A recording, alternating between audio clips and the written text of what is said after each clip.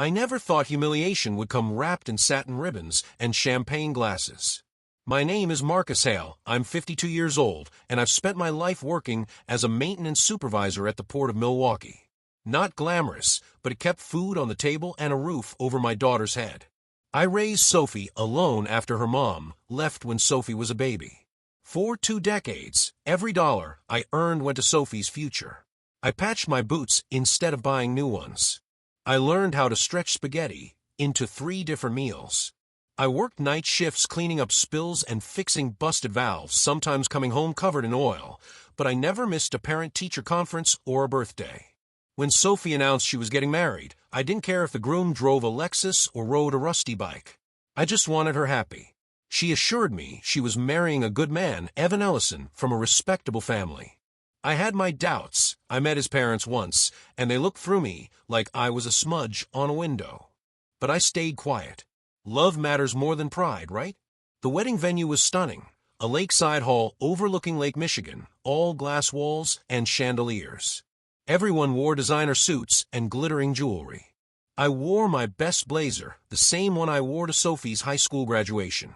I didn't care if it wasn't Armani. I was there for my daughter. Then I saw the card. It sat on the family table, thick cream stock with my name in elegant calligraphy, Marcus Hale. But underneath, in different handwriting, someone had scrawled, Dad by default. At first, I thought maybe it was some weird inside joke. But then I heard it. Guess they had to invite the janitor. A young man snickered from 2 seats down. Another whispered, Does he even own a suit? Followed by muffled laughter. I froze. My chest felt hollow. I spent 20 years being Sophie's whole world. Diapers, late-night fevers, cheap Christmas mornings where I built dollhouses from scrap would because I couldn't afford the store-bought kind. None of that mattered to these people. To them, I was a charity case who somehow wandered into their perfect little country club fantasy. I looked at Sophie across the room. She was radiant in her white silk dress, laughing with Evan's family, oblivious. Maybe she didn't know about the card. Maybe she didn't know they were mocking me. My throat burned. I wanted to stay. I wanted to see her dance and give her the father-daughter moment I'd dreamed of since she was born. But I couldn't sit there while strangers dissected my worth. So I stood, quietly. No scene. No goodbye. I turned and walked toward the exit. That's when the music stopped. The microphone crackled. All eyes turned as Sophie, barefoot on the dance floor, held Evan's hand, but not gently. I'm done, she said. Her voice wasn't loud, but it carried. Laughter rippled. People thought she was joking. I said I'm done. The wedding's over. Gasps. Murmurs. A woman dropped her champagne glass. Sophie let go of Evan's hand and walked straight toward me. Her face wasn't sad. It was fierce. Let's go, Dad, she said, taking my arm. 40 minutes later, we were driving south on I-94 in my beat-up Chevy. Her wedding dress rustled softly in the passenger seat. Neither of us spoke. I didn't ask questions. I just drove. Finally, somewhere near Racine, she broke the silence. I saw the card last night at the rehearsal dinner, she said. I wanted to see if they'd actually leave it out today. My hands tightened on the wheel. You mean you knew? She nodded. And I needed proof. That's why I didn't say anything. She pulled out her phone and handed it to me. I glanced at the screen. A video played. Evan's father, Richard Ellison, stood at the bar, drink in hand, smirking. The guy's a glorified janitor, he laughed. Seen his house. Barely a step above Section 8 housing. His wife chimed in. Not a janitor, dear. A mop man. Let's call him what he is. Then Evan's voice. Can't wait to see her face when she realizes she could have had her real dad walk her down the aisle. You know, the one who doesn't clean toilets. My vision blurred. I almost missed the exit. The real dad. I muttered. That man walked out before you could even walk. They didn't care, Sophie said, her jaw tight. They think money makes someone a parent. I wanted to be sure before I made my move. What move? I asked. She smiled faintly. You'll see. At that moment, I didn't understand. I just knew my daughter had walked away from the wedding of her dreams for me. And maybe, just maybe, she wasn't done yet. We drove for nearly an hour before Sophie told me to pull into a quiet diner just off the highway. It was one of those old places with a neon open 24 hours, sign buzzing faintly in the window, the kind of place where truckers and night shift workers like me felt at home. Sophie still hadn't changed out of her wedding dress. Her hair was coming loose, makeup smudged, but she didn't care. I followed her inside, and we slid into a booth in the back. The waitress, an older woman with kind eyes, didn't ask questions. She just handed us menus and poured coffee. For a long time, neither of us spoke. The clinking of silverware and hum of conversation filled the silence. Finally, I said, "Sophie, you don't have to explain anything to me. You made your choice. That's enough." She shook her head slowly. "No, Dad. You deserve to know the truth. You deserve to hear everything." I nodded, bracing myself. "It started months ago," she said. "Evan's family always treated me like a charity project. I thought it would get better once they got to know me, but it got worse. They called you the help behind my back. They joked about how I should be grateful Evan even wanted to marry someone from my side of town. At first, I ignored it. I loved Evan. I thought he was different." Her voice cracked, but he wasn't. I clenched my jaw, fighting the urge to interrupt. Sophie needed to get this out. 3 weeks ago, I overheard Evan on the phone with his mom. He said, "Don't worry, I'll get her to sign the prenup. She's desperate enough to agree to anything." Her eyes filled with tears. I thought I was marrying someone who loved me, Dad, but all they cared about was control. They wanted me to marry into their family, but stay in my place, beneath them. I felt my chest tighten. The same people who mocked me were now trying to own her. "So you planned this?" I asked softly, walking out. She smirked, a flicker of steel in her eyes. "Not exactly. I wanted to gather proof first. That's why I recorded the rehearsal dinner last night. I had a feeling there'd be more. And I was right." She reached into her purse and pulled out a small flash drive. "Everything's on here. All the jokes. All the insults. Even Evan's mother admitting they only invited you because they didn't want to look bad to their country club friends." I stared at the flash drive like it was a live grenade. "What are you going to do with it?" Her smile widened. "Not me. We're going to make sure everyone sees who they really are." I blinked. "Sophie, I don't need revenge. I just want you happy." "And I want justice," she said firmly. "They humiliated you, Dad. They tried to humiliate us. They thought they could treat us like dirt because we don't have their money. Well, money can't buy character." I never seen this side of Sophie before, sharp, calculating. It scared me a little, but it also made me proud. I nodded slowly. "What's the plan?" She leaned in, her voice dropping. "Evan's family cares about 2 things, money and reputation. We're going to take both." I raised an eyebrow. "You planning on robbing a bank?" She laughed, the first real laugh since we'd left the wedding. "No, something better."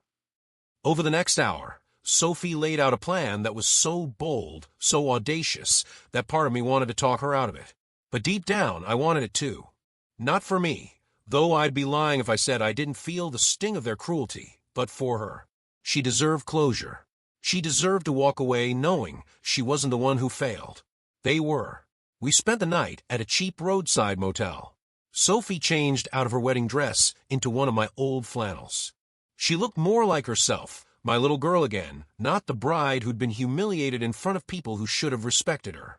The next morning, we drove back into Milwaukee. While most of the city was nursing Sunday hangovers, Sophie and I were busy. She had a list of contacts, people from Evan's world who lived for gossip, local reporters, wedding guests, and a few people at Evan's father's company. By noon, copies of the video and audio recordings were on their way to multiple inboxes. But Sophie didn't stop there. She uploaded the footage anonymously to a local social media group called Milwaukee Exposed, where scandals often went viral. Within hours, the comments section exploded. People couldn't believe what they were hearing. Evan's parents mocking the man who raised Sophie, Evan himself laughing about replacing me with her absent biological father, the casual cruelty of people who thought no one was listening. By evening, the video had been shared thousands of times. That's when the calls started. First Evan, then his mother, then his father. Sophie didn't answer any of them. She didn't need to. Their panic told us everything. The next day, the story hit the news. Local businessman's family under fire after leaked wedding audio. Evan's father, Richard Ellison, owned a large shipping company that relied heavily on public goodwill. Now, his family's reputation was in shreds. But Sophie wasn't finished. There was one last piece to her plan, and it would hit them where it hurt most, their money. She had me drive her downtown to Ellison Shipping's headquarters. When we got there, she walked into the building like she owned it. Heads turned. People whispered. Everyone had seen the video. She asked for Richard Ellison by name. When the receptionist stammered that he was in a meeting, Sophie smirked. He'll want to see me. 5 minutes later, we were sitting across from Richard himself. His face was pale, his usual arrogance replaced with something closer to fear. Sophie, thank God, he said. This is all a misunderstanding. Let's talk about how we can fix this. She leaned back in her chair. There's nothing to fix. I'm not marrying Evan, and I'm not deleting the video. But I do want one thing from you. Richard swallowed hard. What's that? An apology, Sophie said, her voice ice cold. To my father. In writing. And it better be sincere. Otherwise, the next video goes out. His eyes widened. Next video. She smiled sweetly. The one where you brag about evading taxes and underpaying your workers. Yeah, I recorded that too. For a long moment, the only sound in the room was the hum of the air conditioning. Then Richard's shoulders slumped. Fine, he muttered. You'll have your apology. We left the building arm in arm. Sophie's head was high. For the first time in months, I saw peace in her eyes. But deep down, I knew this wasn't over. The Ellisons weren't the kind of people to accept humiliation quietly. And something told me they'd try to strike back. What they didn't know was that Sophie and I were ready. For a few blissful days, it seemed like Sophie and I had finally reclaimed some peace. The apology letter arrived on my doorstep the very next morning. Richard Ellison's handwriting was stiff, formal, but the words were surprisingly humble. Marcus Hale, I deeply regret the cruel words spoken about you and your daughter. It was wrong. I misjudged you both and caused pain that cannot be undone. Please accept my sincere apology. He even signed his name in full. Sophie read it aloud twice, a satisfied grin playing on her lips. It felt like closure. But deep down, I knew this wasn't the kind of man to let things go so easily. And sure enough, trouble came knocking by the end of the week. It started with small things. My landlord stopped returning my calls. When I finally reached him, he told me my lease renewal had been delayed due to a sudden zoning review. That had never happened before in the 5 years I'd lived there. Then 2 days later, my boss at the freight yard pulled me into his office. His face was flushed, eyes darting to the floor. Marcus, I got a call from an old contact in the city council, he said nervously. Word is, someone's been spreading rumors about you. Accusations of theft. They're saying you skimmed money from payroll. I was floored. What? That's insane. You know I'd never do that. He nodded. I know, Marcus. But when that kind of talk starts circling, corporate starts looking for excuses to cut people loose. I'll do what I can, but watch your back. The Ellisons were striking back. They had money connections and a lot to lose. And they weren't afraid to play dirty. When I told Sophie, she didn't even look surprised. I was waiting for this, she said. They've lived their whole lives bullying people into silence. But Dad, they don't understand something about us. What's that? We've got nothing left for them to take, she said firmly. You've been scraping by on honest work for years. I walked away from Evan with nothing. We can't lose what we don't have. But they, her eyes hardened. They've got everything to lose. Her words lit a fire inside me. She was right. The Ellisons were swinging at shadows, trying to scare us into retreating. But if they wanted a fight, we weren't backing down. That weekend, Sophie called in a favor from her best friend Kara, a tech wizard who worked freelance doing web design and cybersecurity. Kara was one of those quiet geniuses who could make a computer sing. When Sophie explained what was happening, Kara agreed to help. Kara dug deeper into Ellison Shipping's finances. It didn't take long before she found cracks. Your ex's dad is sloppy, she said, tapping away on her laptop at my kitchen table. He hides assets offshore, pays half his employees under the table, and bribes city inspectors to look the other way. If this ever got out, the IRS would have a field day. Sophie's lips curled into a slow smile. Good. Let's make sure it gets out. I felt a pang of unease. Sophie, I don't want you doing anything illegal. We've already put them in their place with the video. This isn't illegal, Kara said, shrugging. All of this is already public record. You just have to know where to look. I'm compiling it into one nice little package. A package that would blow the Ellisons' empire sky high. Meanwhile, the retaliation against me escalated. Someone slashed my truck tires in the middle of the night. I got 2 anonymous letters stuffed in my mailbox telling me to keep my mouth shut or else. Sophie even got a text from an unknown number warning her to stay in her lane if she knows what's good for her. But fear wasn't in her vocabulary anymore. If anything, the harassment made her more determined. One evening, as we were eating dinner, Sophie looked at me with that same steel in her eyes. Dad, this isn't just about us anymore. How many people have they done this to? How many workers did they threaten into silence? How many people did they ruin just to stay rich? I didn't have an answer, but I knew she was right. This wasn't just about my humiliation at the wedding anymore. It was about justice. A week later, Kara delivered the final blow. She compiled a 50-page document detailing the Ellisons' financial misdeeds, off-the-books payments, tax evasion, employee abuse, and bribery. It was airtight, sourced with public records and internal memos Kara had found floating in unsecured company drives. The next step was distribution. Sophie uploaded the entire report to a whistleblower website and sent copies anonymously to every major news outlet in Milwaukee. Then she sat back and waited. The fallout was instant and brutal. Within 48 hours, Ellison Shipping was under federal investigation. Reporters camped outside Richard Ellison's mansion. Evan's mother stopped showing up at the country club. And Evan himself? Word was he'd been asked to resign from his cushy job at his father's company to focus on personal matters. But while the Ellisons' world crumbled, ours was still shaky. The rumors about me hadn't magically gone away. Some people at work still looked at me sideways. My landlord was still stalling my lease. And Sophie's social media was flooded with anonymous hate. One night, I found her sitting on the couch scrolling through her phone, tears running down her face. They're calling me a gold digger, she whispered. They're saying I planned this all along, that I'm a liar, that I ruined Evan's life for money. I sat down beside her and took her hand. Sophie, listen to me. You told the truth. The people who matter know that. The ones who don't, they were never on your side anyway. She sniffled and nodded. I know.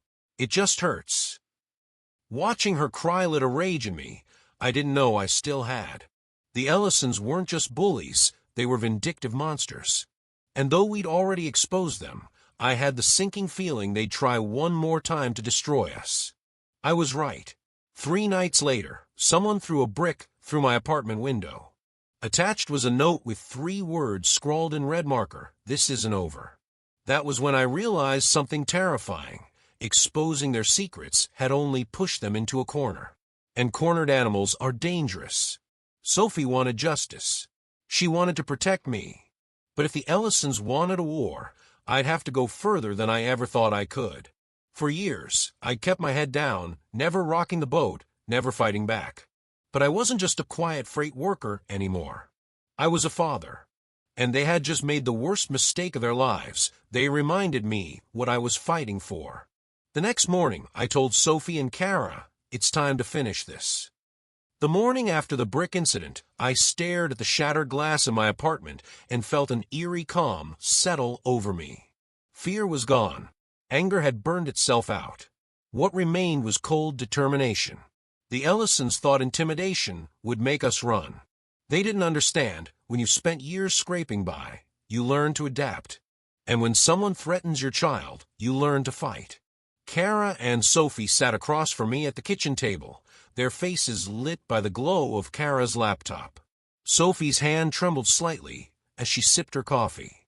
"Dad," she said softly, "they won't stop. They're too used to getting away with everything." "Then we make sure they can't," I replied. "We've exposed their finances, but that's just one piece of the puzzle. If we want this to end, we have to hit them where it really hurts, their power. Kara's eyes gleamed. I've been thinking the same thing.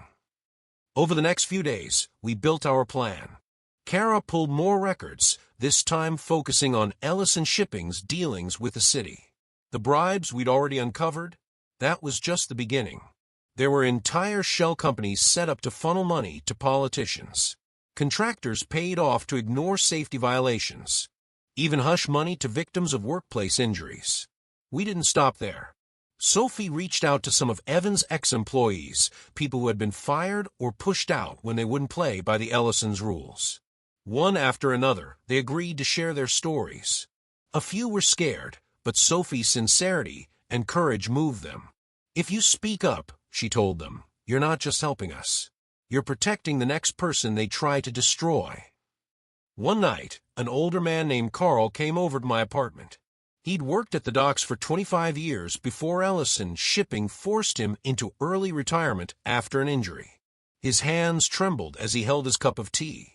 They left me with nothing, he said bitterly. Busted my back unloading a faulty container because they wouldn't pay for proper equipment. Then they blamed me for it, and canned me. Been living off scraps ever since. When Carl left, Sophie's jaw was tight with anger. We're doing this, she said. For him. For everyone. Meanwhile, Kara had finished compiling what she called the Ellison Dossier 2.0. It was a meticulous report connecting the family to political corruption, safety violations, and outright criminal negligence. Unlike the first leak, which was damning but technical, this one was a human story, with names, faces, and victims. It wasn't just numbers on a spreadsheet. It was people's lives. But there was a risk. By releasing it, we were putting targets on our backs bigger than ever. I knew the Ellisons wouldn't just sit back and watch their empire collapse. Sure enough, the threats escalated. One evening, as I was walking home from the freight yard, a black SUV slowed to a crawl beside me.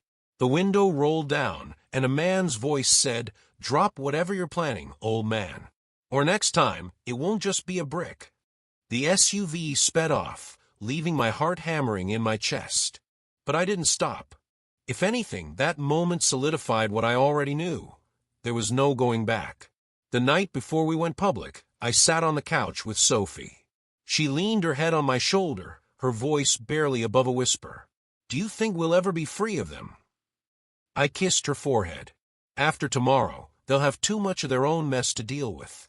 And even if they hate us forever, it won't matter. We'll still have each other. The next morning, Kara hit send.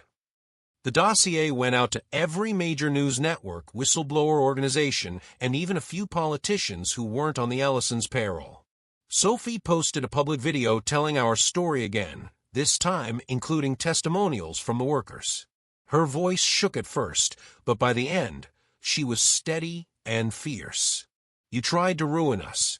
You tried to silence us. But you didn't just hurt me and my dad. You hurt countless others. This is where it ends. No one should be untouchable. The video spread like wildfire. Within hours, it had millions of views. The hashtag Ellison Exposed trended nationwide. Victims from all over the state came forward with their own stories. It became clear the Ellisons' corruption wasn't just a family problem. It was a citywide cancer. Then the real hammer dropped. Federal investigators announced a full-scale inquiry. Subpoenas were issued. News cameras swarmed the Ellisons' estate. Richard Ellison's smug face was plastered on every screen, looking pale and shaken for the first time in his life. The retaliation we feared never came. They were too busy trying to save themselves. Evan vanished from social media entirely. Word spread that his fiancé's parents had called off the engagement after learning about his involvement in the harassment and cover-ups. For the first time in months, I breathed easily. But victory didn't feel like gloating or celebration. It felt quiet, peaceful, like a storm had passed. A week later, I was back at work when Carl stopped by the freight yard to see me. He handed me a small brown paper bag. "It ain't much," he said gruffly. "Just some cookies my wife baked. Wanted to say thanks. You didn't just stand up for you and your daughter. You stood up for all of us." That night, Sophie and I sat on the balcony of our small apartment, looking out over the city lights. She was smiling, really smiling, for the first time in ages. "Do you think they'll ever forgive us?" she asked softly. "They don't have to," I said. "We don't need their forgiveness. We needed our dignity back. And we got it." She leaned against me. "I used to think that wedding was the worst day of my life. But now, I think it saved me. It showed me who really loves me, who really stands by me." I wrapped my arm around her shoulders. "We've been through hell, Sophie. But we made it out. Together." The fight wasn't about revenge anymore. It was about justice. And justice had finally been served. But as I stared into the night sky, I knew one thing for certain: we'd never be the same again. And maybe that was okay. Because sometimes you have to burn the old life down to build something better. Would you have forgiven Evans if you were in Sophie's shoes? Drop your answer in the comments. And if this story kept you hooked, don't forget to like and subscribe for more. YouTube picked this for you. Tap it. Let's see if they guessed right.